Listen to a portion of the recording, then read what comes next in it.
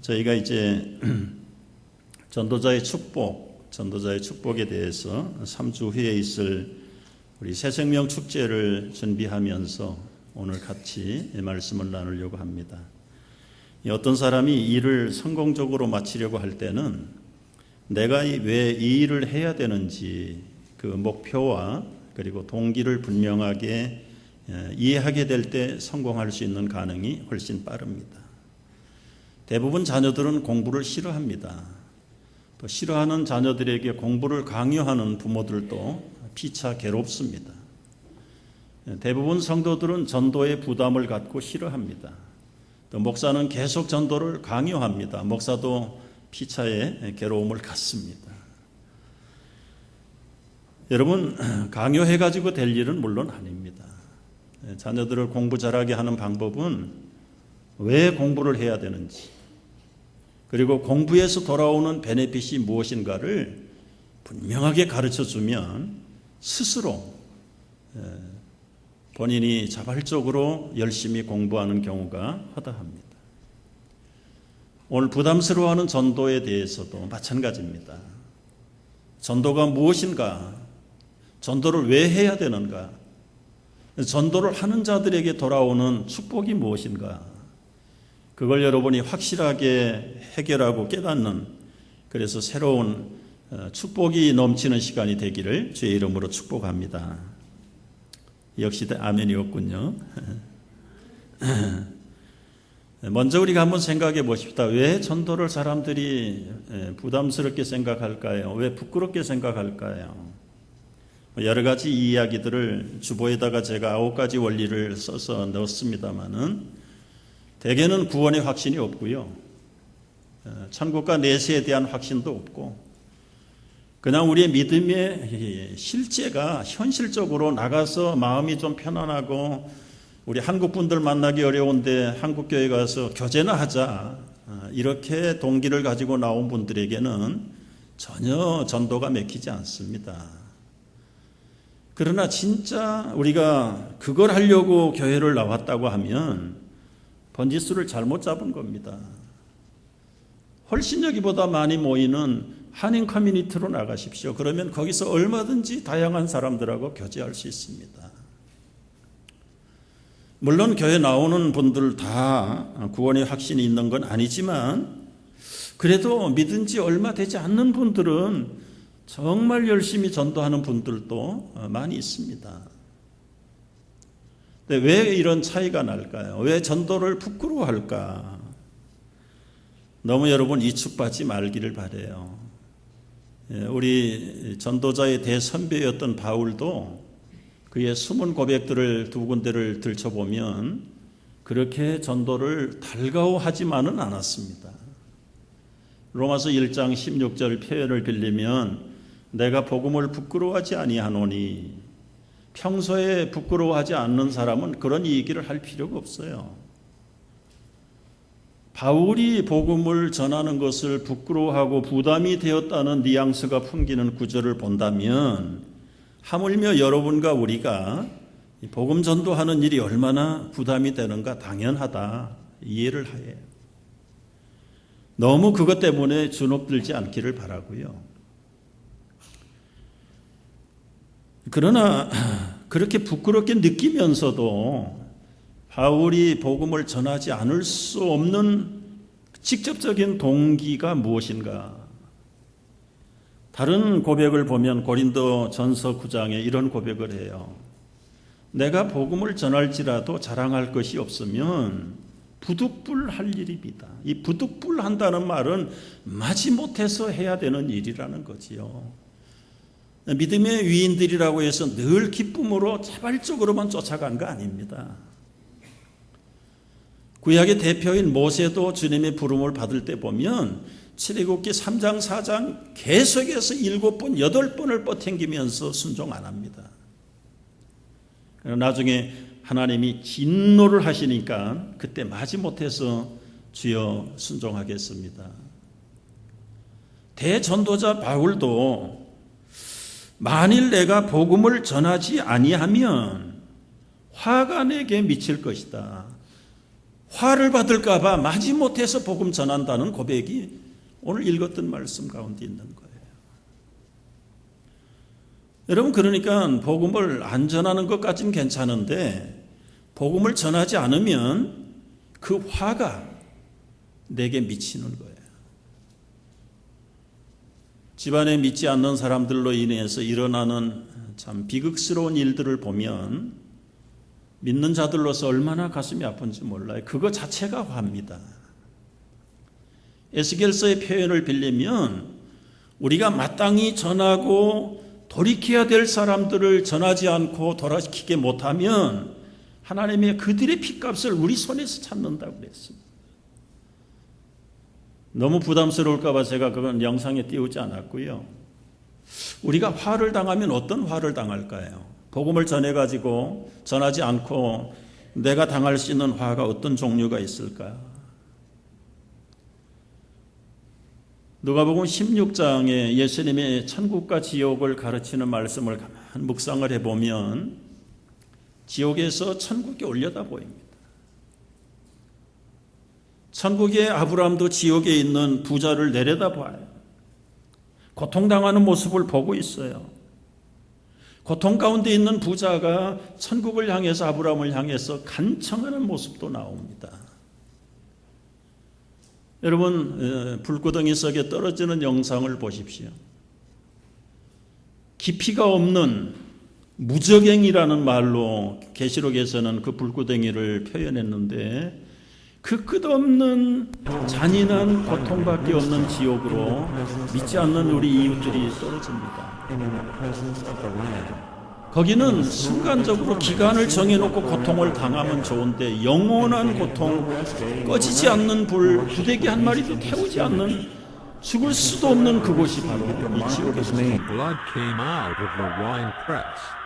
그 끔찍한 고통 가운데 만약에 내가 외면하고 부끄러워서 부담이 돼서 전도를 안 했다가 내 사랑하는 친지들과 가족들과 이웃들이 거기에서 천국에 있는 나를 쳐다본다고 생각합니다. 그래서는 엄청난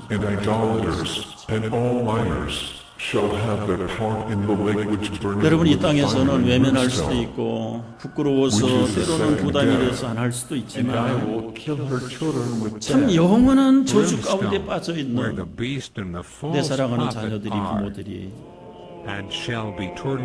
원망하며 이를 갈며 나를 쳐다보며 여러분을 쳐다보면서 왜 나를 이런 곳에 오도록 내버려 뒀느냐고. 그렇게 할 때 여러분, 그것이 축복일까요?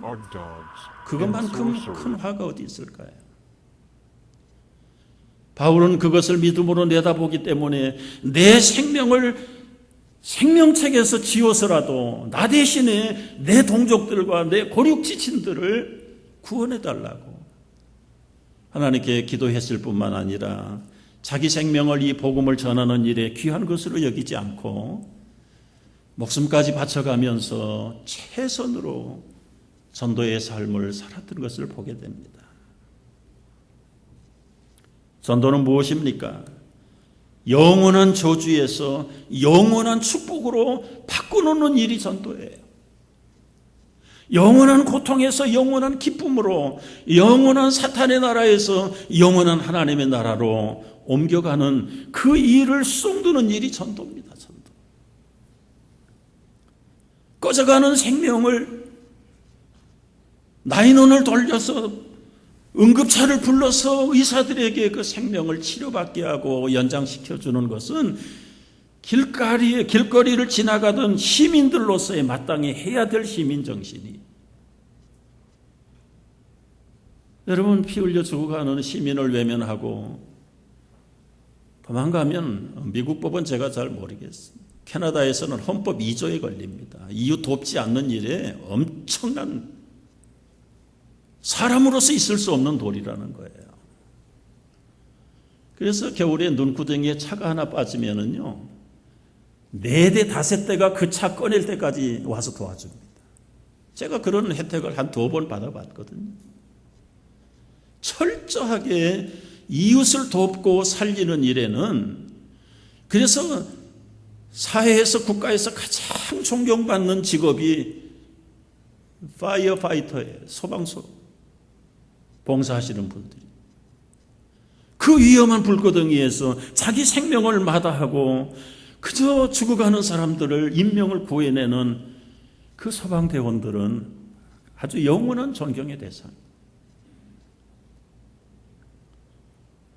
여러분, 우리 교회가 여러 해 전부터 새생명 축제, 전도 축제를 하고 있는데요. 이 전도 축제를 통해서 제가 자세하게 카운트는 해보지 않았지만 수백 명의 영혼들이 구원함을 받았어요. 이번에도 저희들이 이제 3주 후에 있을 이틀 동안의 축제를 통해서 두 가지를 저희는 기도하는 거예요. 첫째는 내 자신이 우리가 살아야 됩니다. 명분뿐인 그리스도인으로서 그야말로 영적인 다이나믹 파워를 다 잃어버리고 마지 못해서 믿음의 직분만을 지키고 있는 사람들이 우리가 서로 죽어가는 영혼들을 살리고 관심을 가지고 기도하면서 살아나는 건 그들이 먼저 사는 게 아니라 우리가 살아나는 거예요. 내가 살아나는 거죠. 이것이 바로 우리가 기대하는 첫 번째 새생명 축제의 목표가 되는 거예요. 여러분, 내가 자녀들이 공부를 열심히 잘하고 그 공부한 것을 가지고 다른 사람을 돕고 국가와 사회를 위해서 이바지할 수 있다는 것 때문에 그 동기를 깨달으면 공부에서 남조해지요. 공부에서 남주나 우리말은 굉장히 이기적인데 남에게 베풀어야 공부한 보람이 있는 것이죠. 베풀 게 없으면 어느 사회를 가더라도 대우도 받지 못하고 존경도 받지 못해요. 두 번째는 여러 가지로 어려움을 당하고 죽어가는 이웃들을 살려내는 일이 우리가 이번 전도 축제를 통해서 얻고자 하는 두 번째 목표예요. 그들이 무거운 짐들을 같이 동반해서 져주고 같이 기뻐해주고 같이 울어주고 그래서 궁극적으로는 교회로 불러서 주님께로 인도하는 작업이에요. 이게 전도입니다. 여러분, 이 일을 잘하기 위해서는 오늘 본문에서는 여러 가지 5단계를 얘기합니다만 두 가지만 얘기하겠습니다. 주보의 구체적인 가이드라인 9가지를 제가 실었습니다. 그 중에 첫째 하나가 우리가 정말 보냄을 받은 자들이 돼야 됩니다. 샌딩을 잘해야 돼. 오늘 15절 말씀에 보면 보내심을 받지 아니하였으면 어찌 전파할 수 있겠느냐. 우리가 구원받아서 여기에 있는 것도 누군가 보냄을 받은 그분을 통해서 우리가 여기에 있다는 사실을 확실히 알아야 됩니다. 우리 이웃들 가운데 아직도 그들이 있는 현 주소를 모르는 사람들이 부지기수예요. 너무 많아요. 필경은 옳은 길인 줄 알고 이것이 사람답게 사는 길인 줄 알고 살아가는데 우리 자문의 말씀을 빌려보면 그 길이 다 사망의 길이라는 걸 나중에 가서 알게 되는데 나중에 알게 될 때는 이미 돌이킬 수 없는 때늦은 때란 말이지. 그걸 미리 경험하고 우리가 미리 깨달은 성도들이 그 길을 잘못된 길이요, 죽음 길이요, 사망의 길이라는 것을 가르쳐 주는 것이 어려운 말로 전도고 그저 쉬운 말로 신앙을 갖게 하는 거예요. 죽은 영혼들을 깨워야 됩니다. 잠자는 영혼들을 흔들어 깨워야 되는 것이 전도예요. 여러분, 한 사람을 보내서 한 민족을 구원한 사건이 요나서의 내용 아니겠어요? 검은 아프리카 대륙에 리빙스톤 한 사람 보내가지고 그들의 죽은 영혼들을 깨웠습니다. 미 대륙에 목적 없이 살아가는 이 네이티브 피플스, 이 인디언들을 위해서 21살의 찰스 피니를 보내가지고 인디언들을 깨웠습니다. 실용주의에 물들어 있는 유럽과 미국의 물질 문명에 취해 있는 그 사람들을 위해서 초등학교 중퇴밖에 못한 드와이트 무디를 통해서 깨웠어요. 그 중에는 특별히 미국의 대학생들이 깨어난 거예요. 여러분 학력으로 보면 초등학교 중퇴한 맞춤법도 제대로 쓰지 못